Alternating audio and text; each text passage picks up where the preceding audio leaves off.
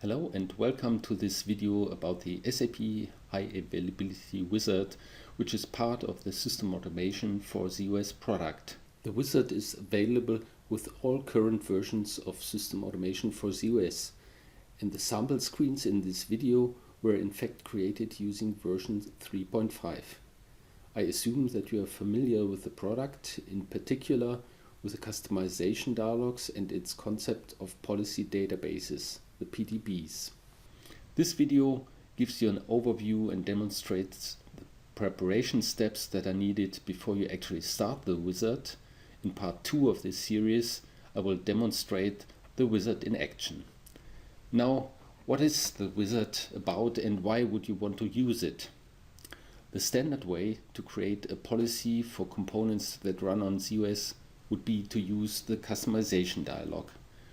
For SAP components on ZOS, you can use the SAP HA wizard to create such a policy. It can save you a lot of time by automating the process of creating the policy.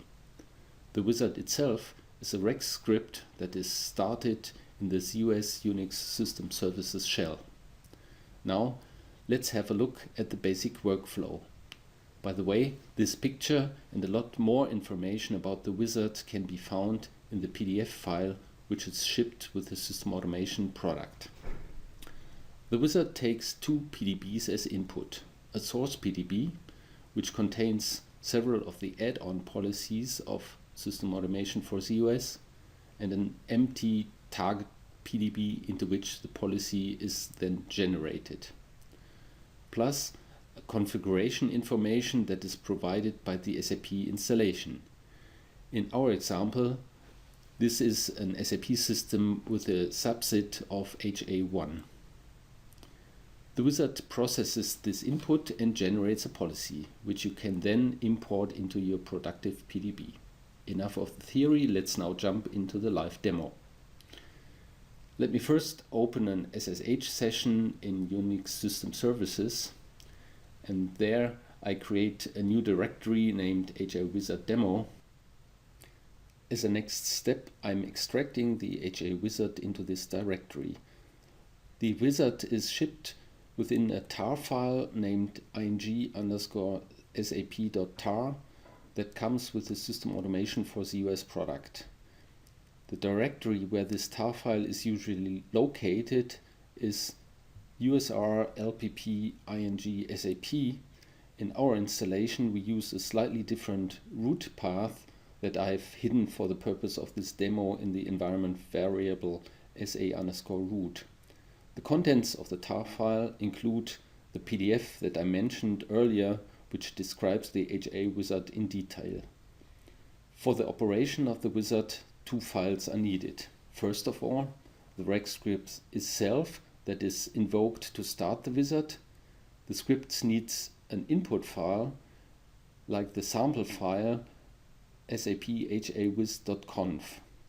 Since I will be creating a system automation policy for our SAP system HA1, I'm copying this sample conf file into saphawiz ha1.conf.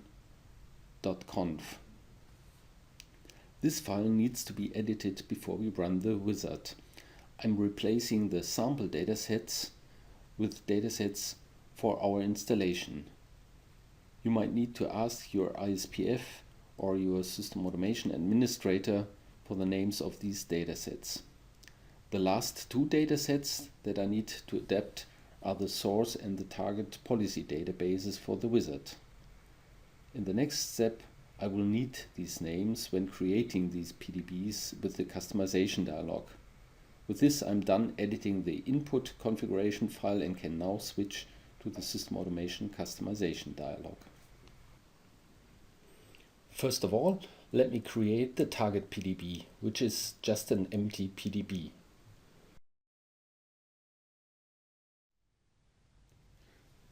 The source PDB, which I now create, must contain the base, DB2, subserve and USS add-on policies.